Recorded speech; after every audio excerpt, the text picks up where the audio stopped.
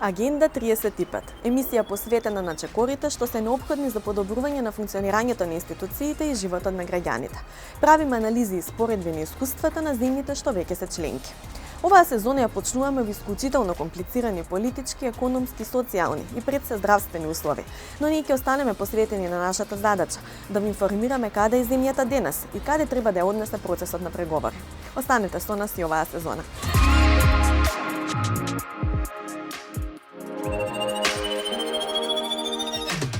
Во Агенда 35 ке гледате што точно значи меѓувладината конференција и како тој состанок всушност изгледа.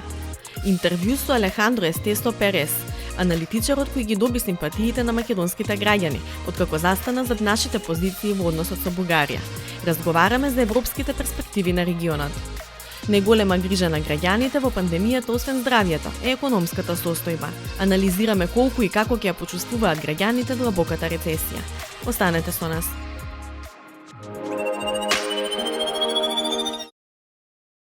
Проширувањето на Европската Унија ќе биде една од темите на видеоконференцијата на министрите за европски прашања закажана за 17 ноември идната недела. Состанокот, на кој министрите треба да разменат мислења за состојбата на процесот на проширување во однос на земјава и во однос на Албанија, беше одложен поради одлуката на Бугарија да не ја прифати преговарачката рамка и нацрт декларацијата за земјава да може да ги започне преговорите со Унијата. Иако тонот на сите страни инволвирани во процесот за изнаоѓање решение, кое ќе значи и закажување на прва меѓувладина конференција помеѓу земјава и Европската Унија, не говори дека компромисот ќе биде постигнат во следните 7 дена, сепак оптимизмот останува. А тоа е дека до крајот на оваа година земјава официјално ќе ги започне преговорите со Унијата. Меѓувладината конференција ја води земјата членка која председавач со Унијата. Во моментов тоа е Германија, која во своите цели проширувањето го постави високо на агендата и вложи дипломатски напори за тој процес да продолжи со почеток на преговорите со земјава. Доколку се случи меѓувладината конференција до крајот на декември, на неа ќе присуствуваат германскиот државен министер Михаел Рот, еврокомесарот за проширување Оливер Вархеј, шефицата на Европската комисија Урсула фон дер Лајен од една страна и премиерот Зоран Заев, министерот за надворешни работи Бујар Османи и вице-премиерот Никола Димитров од друга страна. На овој состанок, на кој се определуваат преговарачките позиции на земјата кандидатка и позициите на ЕУ, присуствуваат и шефовите на дипломатијата на уште неколку земји членки. Македонската страна пак треба да биде представуваниот техничкиот преговарач, кој се уште не е именуван. Ова место остана празно откако досегашниот технички преговарач Бојан Маричик беше назначен за министер за правда. Доколку се одржи оваа прва меѓувладина конференција ќе биде прва не само за земјава, туку и поради неколку нови околности. Една од нив е пандемијата со COVID-19. Непознато е дали меѓувладината конференција ќе се одржи во живо во Брисел, под протоколите предвидени за заштита од коронавирусот, или пак онлайн, веќе воспоставена пракса за функционирање на комисијата под вонредни околности. За прв пат и преговарачката рамка која ќе ја добие земјава ќе биде поразлична од досегашното преговарање по поглавја. Новата методологија, односно преговарањето по 6 области кластери, беше и причината за одложување на почетокот на преговорите минатата година. Новата методологија наметна потреба од ревидирање на одлуките и соодветно адаптирање на постојните координативни механизми за водење на пристапните преговори, велат од владата. Во моментот се прават анализи и консултации во рамки на владата, но и со експерти од земјите од регионот, со цел да се дефинира најсоодветниот модел за нас, имајќи ги предвид сите новини, пошто ќе следува и негова операционализација, појаснуваат од Линденска.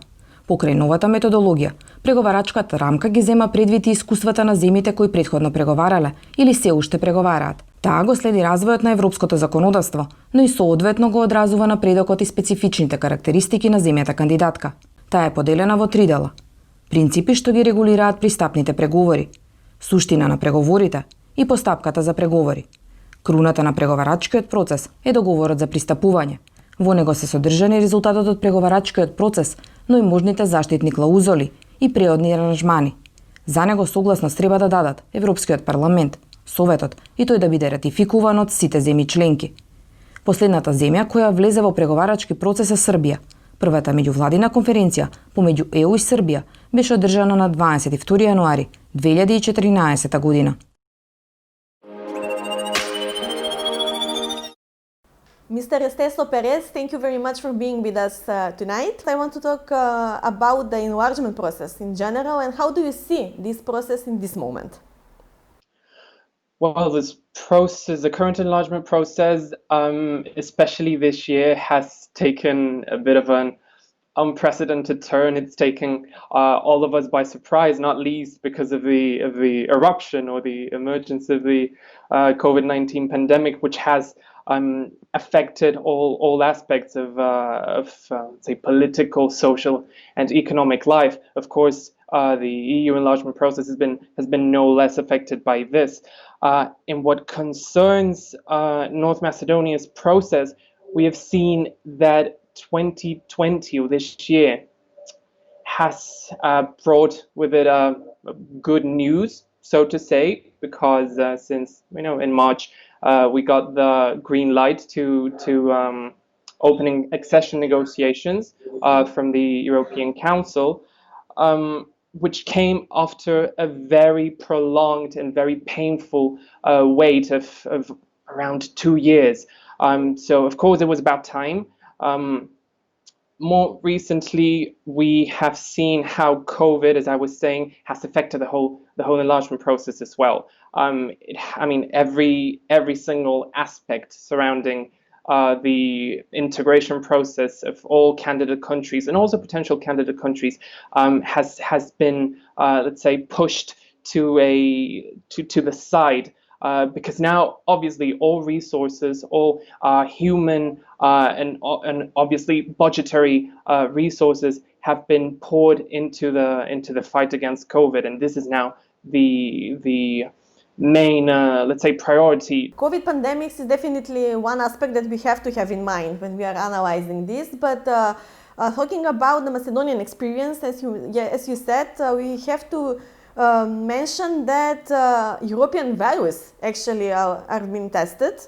Well, the thing is, we know that enlargement as a political strategy and as a foreign policy tool is very powerful and has been very successful over the past decades. We know a lot of stories of success of countries that joined the European Union and are now full-fledged members and have been able to thrive. However, the issue with enlargement as we know it now, and considering that there's 27 member states in the Union, is that it is that there is a very high chance for instrumentalization and for politicization, as we've been seeing not only this year, as has been the recent episodes.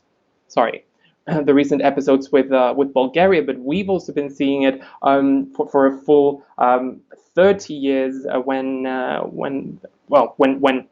referring to the bilateral dispute with Greece as well.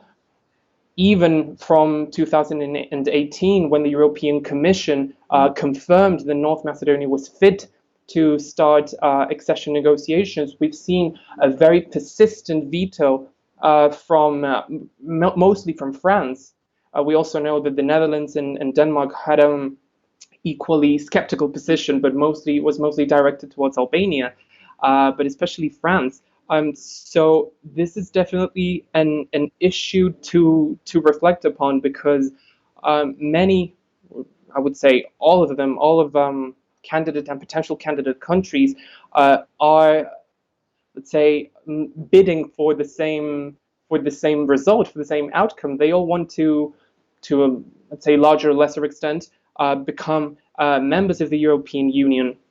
Therefore, what we have seen, let's say, the misuse or the instrumentalization of the enlargement policy for mostly pleasing the domestic public opinion, is very damaging to the whole process, and it of course damages the European values as we know them. You said that there is always some kind of politicization of the process. The previous veto was about the new methodology that France wanted to be adopted. Now we see different ideas. For example, today there was one idea from a member of the German parliament that this principle of consensus should be left in the near future, because it's really hard for European Union to make decisions this way. How do you see this proposal? Well, I think North Macedonia in this case has a very well, has been a bit of a guinea pig in this situation, because it's the first country, or at least one of the first, alongside Albania, that is going to either prove or prove wrong the effectiveness of the new methodology, as you were pointing out. Whether or not the rules for, let's say, quorum or majority, so changing or moving towards consensus rather than unanimity, is something that, in my view at least, would prevent from many situations of blockade, or from many countries, for whatever reason, using the enlargement bid, or the enlargement applications or processes, as a bargaining chip. Um, but as of now, I find it very challenging. I mean, we must be reminded that the EU, as it stands, is no less than 27 different member states and 27 different views and approaches. Therefore, as of now, and also provided the diversity of approaches and the fact that the EU is immersed in a very serious identity crisis. This is all happening in the period of the German presidency of the European Union. How do you see the role of Germany? Well, Germany has undertaken the role of a president of the EU Council in a very challenging moment. We could talk about the German presidency as a coronavirus presidency. It took over from Croatia, for whom the pandemic popped up as completely out of nowhere and as a complete surprise. So of course there wasn't that much of a margin to be able to activate the mechanisms to approach the pandemic. However, Germany has been, let's say, fully within this process since its presidency started. It is true that for Germany, it speaks volumes, the fact that it has taken a leading and active role in everything surrounded Western Balkan 6 and candidate countries and potential candidate countries. It has extremely considerable, or considerably big interests in the region, and has explicitly voiced its wish for these countries to become part of the EU at some point. And therefore we have seen it taken the lead in terms of more diplomatic aspects. We are seeing right now how in fact it is mediating between North Macedonia and Bulgaria to see if we can solve the dispute ahead of starting accession negotiations through the intergovernmental conference. Therefore, I think we can. I mean, no matter the outcome, I think we can be quite pleased with the role that Germany has been playing over the past 6 months, considering everything considered, including pandemic and including this surprising, not really surprising, but more or less disruptive reservations from Bulgaria. Yes, in the end, I will just ask you about, let's have in mind some pessimistic scenario possible. What are the dangers if we face a new delay? For us that have been following the enlargement process and have been studying the enlargement process for relatively long, as well as for the population in the countries that are directly affected by these delays, we can see, or we would be able to perceive that further delays would not contribute to creating a trustworthy and a reliable image of the EU in the Western Balkan 6. Ever since the European Commission confirmed that indeed it was time for North Macedonia to start or launch accession negotiations, it's been almost 2 years, as I was saying. Therefore, it is very risky to let's say try our luck, so to say, and let it and push it down the line for a few more months, I think we are risking a complete loss of credibility in European institutions, because of course it is the EU as a whole that will be held accountable and will be held responsible for the failure, without really taking into account that it is actually the member states who have the last word, have the last say. But of course, it is the EU as an encompassing organization that will unfortunately bear the brunt of this. And I wouldn't be discarding any further polarization in the Macedonian political scene. This is a situation that we have been encountering for the past 5 or 6 years, when I would say from 2015 perhaps. So this is something that is really not affordable. We cannot really spend more time waiting. Also acknowledging that it is a very slow process, that it's going to take time. We cannot really afford wasting any more opportunities for this.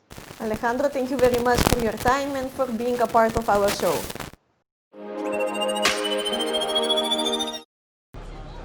Најголема грижа на граѓаните во време на пандемија покрај здравјето е нивниот животен стандард.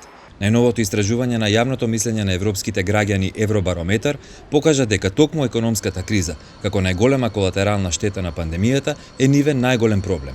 Загриженоста на граѓаните е оправдана, бидејќи вториот бран на пандемијата веќе личи на цунами и се очекува уште повеќе да ја продлабочи рецесијата. Па така сите релевантни меѓународни финансиски институции веќе ги ревидираа кон понегативни проценките за економската активност годинава. Според ММФ, македонскиот бруто домашен производ оваа година ќе биде за 5,4% помало отколку лани. Европската банка за обнова и развој прогнозира пад од 5%. Европската комисија ја намали прогнозата за 1% поен од 3,9 на пад од 4,9%. А Светска банка проценува намалување на економската активност за 4,2% на годишно ниво. Економистите објаснуваат дека граѓаните веќе силно ги чувствуваат последиците од оваа криза. Принципиелно сите се засегнати, секако дека сите оваа криза ја осеќаат по однос на својот животен стандард. Гледаме дека имаме ситуација на зголемување на невработеноста, имаме ситуација на намалување на платите, кое што за среќа не беше од магнитуда од која што првично очекувавме, меѓутоа сепак наблюдуваме намалување во најзасегнатите сектори. Да не зборуваме за граѓани кои што остварувале некаков приход, можеби во неформалната економија, веројатно е тој и намален, па дури и сведен на нула, и така натаму. Побитно според мене е прашањето како е кризата распоредена низ граѓаните, и сега се отвара една дебата на глобално ниво како кризата ќе влијае врз нееднаквоста помеѓу населението, помеѓу домаќинствата, односно главната теза е дека таа ќе влијае во насока на зголемување. И тоа е, да кажам, можеби вообичаено и очекувано, затоа што овој удар на кризата всушност повеќе го осетија оние граѓани кои што се пониско на скалата на доходот, оние кои што се вообичаено пониско платени, кои што работат во сектори кои што беа најмногу погодени, се разбира невработените кои што може би се соочуваат со пониски изгледи да најдат работа и така натаму и така натаму. Според анализите на Европската комисија во есенскиот извештај за економијата, кризата најмногу се манифестира преку намалување на приватната потрошувачка, која што се очекува годинава да се намали за 4,3%. Домашната побарувачка, иако е поддржана од владините мерки, останува пригушена и по укинувањето на рестрикциите во движењето на граѓаните, пишува во извештајот на комисијата. За сега властите не планираат да воведат нов полициски час за да се намали ширењето на вирусот, токму поради силниот економски удар на таквата мерка, иако повеќе развиени европски земји, не можејќи да се справат со ситуацијата, не можеа да избегнат локдаун.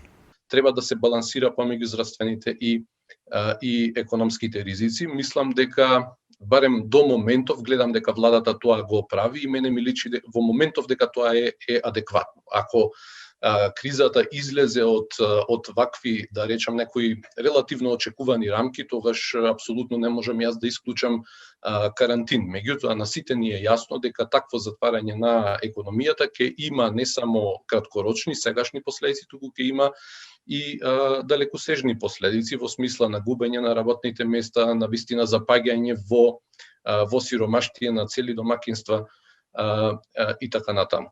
Во меѓувреме, и економистите и меѓународните финансиски институции сугерираат властите да не штедат пари, туку напротив и да се задолжуваат за да им помогнат на погодените бизниси и работни места. Македонските власти од почетокот на кризата досега донесоа 4 пакети стимулативни мерки, што требаше да ја помогнат на економијата да ја надмине корона кризата. Четвртиот допрва почнува да се реализира откако конечно парламентот го усвои ребалансот на буџетот, но реализацијата на првите 3 сета антикризни мерки е слаба, само третина од предвидените 550 милиони евра. А токму тоа е клучно, велат економистите. Ми се чини дека постои еден начелен, би рекол, релативен консензус околу тоа дека мерките се соодветни според нивниот дизајн. Принципиелно не може и да не бидат, затоа што Македонија во таа смисла не прави нешто што го нема во другите земји. Ако ги разгледаме и земјите од нашето окружување и по напредните земји од нас, ќе видиме дека тоа е арсеналот на мерки со кои што една влада се бори или може да се бори против ситуација каква што е кризата предизвикана од пандемијата. Но тоа не е клучното прашање. Клучното прашање е капацитетот за реализација на тие мерки. Точно е ова што го спомнувате, дека реализацијата на мерките како што беа најавени во контингент од 550 милиони евра за првите 3 пакети е само во износ од околу 1/3. Јас имам бројката дека тоа е нешто помалку од 200 милиони евра. Значи, клучна е реализацијата на мерките, тие пари да стигнат до оние на кои што им се најпотребни, а се разбира дизајнот може да се разликува во финеси, меѓутоа тоа воопшто не е битно. Во таа смисла и четвртиот пакет мерки е адекватен, особено мерката за поддршка на работниците, значи задржување на работните места е соодветно, беше редизајнирана во насока на поголемо таргетирање, во смисла да ја добијат оние на кои што навистина им е потребна и општеството да не генерира она мртвоносечка загуба, односно да доделува помош на тие места кои што веројатно би опстојале и без помошта. Значи, тоа се направи и остатокот од мерките кои што се таму предвидени во делот на интервенцијата кај даноците, аконтациите, одлагањето на аконтациите за плаќање и така натаму, сето тоа ми изгледа адекватно, меѓутоа да биде реализирано барем приближно до оној капацитет кој што е предвиден таму, околу 470 милиони евра. Економските прогнози остануваат сосема неизвестни, бидејќи никој не може да предвиди колку долго ќе трае пандемијата. Но најновите информации дека е на повидок ефикасна вакцина може значително да ги подобрат изгледите за економското заздравување следната година.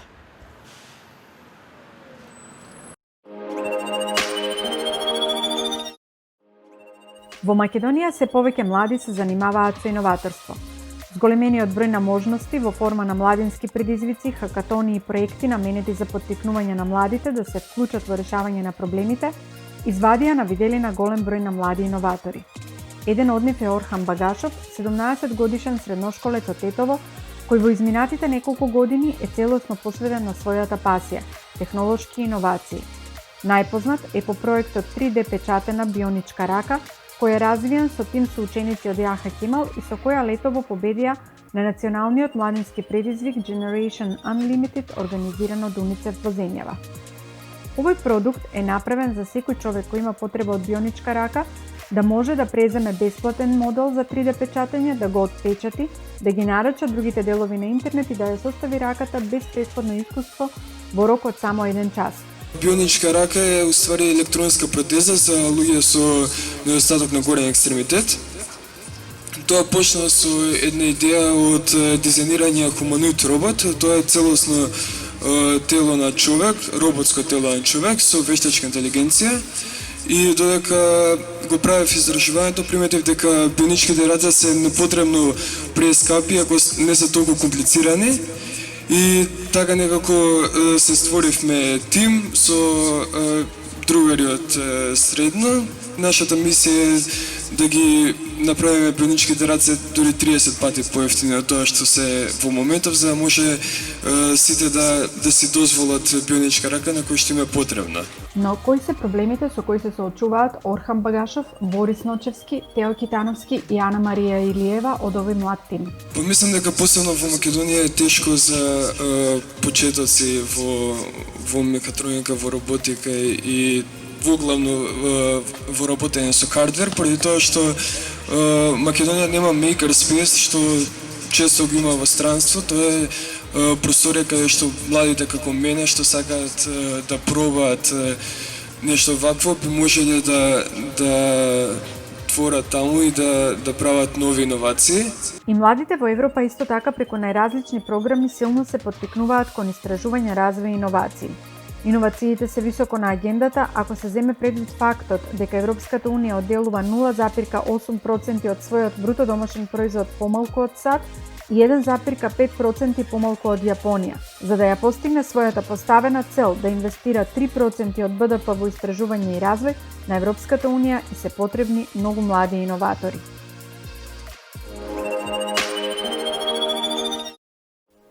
Заштита на корисниците од штетната и незаконска содржина на интернет е едно од клучните прашања кои треба да се решат, смета Европскиот парламент и бара од комисијата да ги опфати моменталните недостатоци во интернет окружувањето во Законот за дигитални услуги, кој треба да биде представен во декември.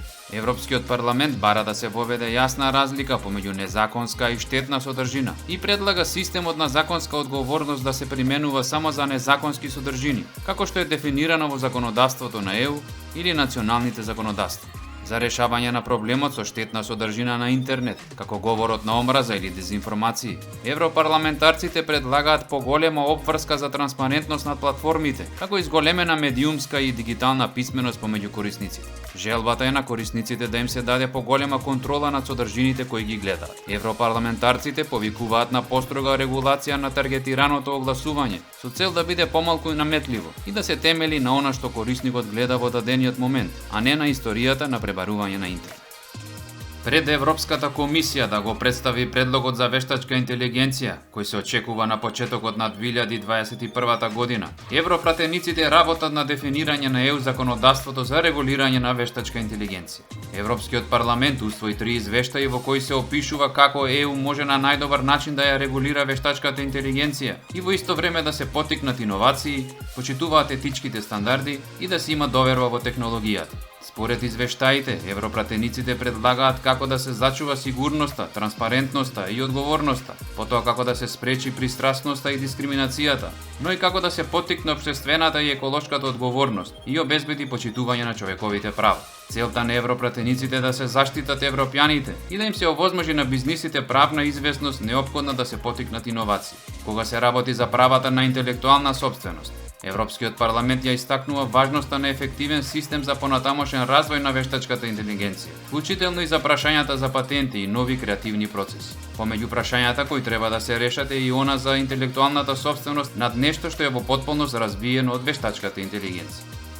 Индустријата и понатаму останува најголема економска активност во Европската Унија во однос на остварените резултати, покажуваат податоците на Евростат за 2019 година. Индустријата придонесува со 19,7% во вкупната бруто додадена вредност во ЕУ, потоа следува трговија на големо и мало, транспорт, сместување и прехранбени услуги со 19,2% и јавна администрација, одбрана, образование, здравство и социјални работи со 18,7%. Во 13 држави членки на ЕУ, трговија на големо и мало, транспорт, сместување и прехранбени услуги е најголема економска активност во однос на вкупната бруто додадена вредност, а во 8 држави членки на ЕУ тоа е индустријата. Разгледано по држави членки, во Ирска индустријата е најголема економска активност и создава 35% од вкупната бруто додадена вредност. Во Франција, јавна администрација, одбрана, образование, здравство и социјални работи со учество 21,9% е најголема економска активност, а најголемо учество на трговија на големо и мало, транспорт, сместување и прехранбени услуги во однос на вкупната бруто додадена вредност е регистрирано во Литванија и тоа 31,4%. Луксембург е единствената држава членка на ЕУ каде финансиските и осигурителните активности представуваат главна економска активност, создавајќи 26,8% од вкупната бруто додадена вредност. Здравствените работници, но и компјутерските експерти напорно работат за да се спречи пандемијата на коронавирус во свет. Неможноста да се посвети доволно време на секој пациент, недоволната заштитна опрема, како и високиот ризик од инфекција, беа мотивација за 6 студенти од различни инженерски области од еден универзитет во Унгарија да развијат извонредна идеја која може да им помогне во работата на лекарите и другиот медицински персонал во болниците. Студентите развија специјални 3D печатени очила, со помош на кои пациентите може да иницираат мерење на одредени витални функции. Очилата имаат вградено сензори, со што им се овозможува на лекарите да ги испитуваат пациентите од одредено растојание во друга просторија, односно нема потреба да стојат веднаш до пациентите. Сензорите испраќаат податоци до онлайн медицинска платформа, каде лекарите и медицинскиот персонал може да ја следат состојбата на пациентите, да добиваат предупредувања во реално време и да можат да реагираат веднаш. Системот им ги обезбедува на лекарите клучните индикатори за пациенти со коронавирус, како телесна температура, ниво на кислород во крвта и стапка на дишење. Медицинскиот персонал со помош на овие очила од безбедно растојание, со помалку заштитна опрема, во исто време наместо еден пациент може да ја следи здравствената состојба на 100 пациенти. Друга придобивка на иновацијата е дека податоците кои се мерат автоматски се внесуваат во онлайн систем, со што лекарите немаат потреба да пополнуваат различни формулари и да спроведуваат долги административни процедури. Очилата, покрај тоа што се практични и нивната производствена цена е ниска, тоа ги прави лесно достапни за секоја болница во Европа. Следната недела се гледаме на истата фреквенција и во истиот термин со нова тема од процесот на европските интеграции. Останете со програмите на Македонската телевизија.